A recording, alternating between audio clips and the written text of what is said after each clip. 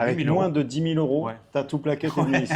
T'es parti avec ton insouciance, c'est assez courageux. Tu avais une grosse réserve d'argent? Non, Ou- tu veux le montant précis? Si tu veux, ouais. 8 000 euros net, à moitié cash, à moitié argent bancaire. 8 Avec 000 moins euros. de 10 000 euros, Ouais. tu as tout plaqué, t'es venu ici. Ouais. Alors, il y avait les 8 000 euros plus après du matériel que j'avais investi. Parce que mon but était de travailler dans le multimédia, un peu dans le marketing, ce que je fais toujours actuellement, de créer des vidéos, etc. Donc j'avais quand même les 8 000 euros plus investissement. Ton matériel pour travailler, Voilà. ton outil de travail. J'étais sûr qu'avec 8 000 euros, j'allais pas Waouh. ouvrir un business en Non, Thaïlande. bah non, c'est Ouais. incroyable. En Comment fait, t'as fait? quand je disais, je suis parti des fois avec la méconnaissance des règles et des lois et tout. C'était pas dans le but de tricher, mais quand je suis arrivé en Thaïlande, je pensais pas à tout ça. Je savais même pas trop comment il fallait faire pour avoir un permis de travail, etc. Quel droit on avait. Donc, c'est vrai que je m'étais pas du tout renseigné sur ça. Je suis parti avec mes illusions. Je pensais que, allez, j'allais pouvoir travailler comme ça.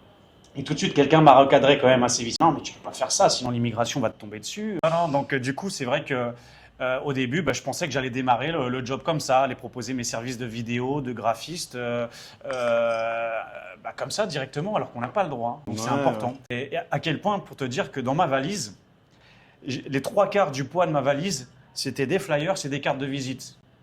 Donc en fait, moi, j'arpentais les rues et hop, je distribuais comme ça. Mais c'est pour te dire le niveau D'insouciance. d'insouciance. Voilà, c'était vraiment pas dans le sens de vouloir tricher, de vouloir faire quelque chose d'illégal, absolument pas. Donc c'est ce qui m'a fait me mettre en légalité avec le pays, de pouvoir faire ce job de graphiste et de vidéo maker en toute légalité. Donc voilà, mais après mon doux rêve, c'est que je puisse mettre ça de côté et vivre directement après de moi-même, de travailler pour moi-même, d'être peut-être 100% sur ma chaîne YouTube. Pour l'instant, c'est loin d'être le cas. Je sais très bien que c'est pas ça encore qui nous donne suffisamment d'argent pour pouvoir en vivre.